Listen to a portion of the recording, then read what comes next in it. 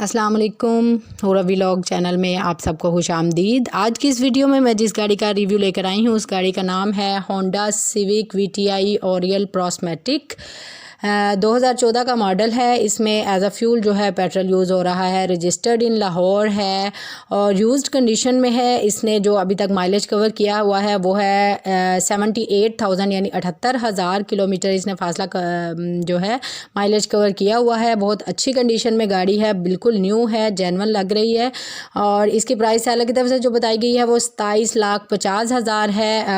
2014 کا ماڈل ہے۔ 27,50,000 اس کا جو ہے پرائس ہے۔ اس کی مزید تفصیلات کے لیے آپ ویڈیو کی ڈسکرپشن سے لنک لے کر سیلر سے رابطہ کر سکتے ہیں اور باقی تفصیلات جان سکتے ہیں۔ جی تو ویڈیو کو اچھی لگے تو لائک کریں، شیئر کریں۔ ملتے ہیں اگلی ویڈیو میں، تب تک کے لیے اللہ حافظ۔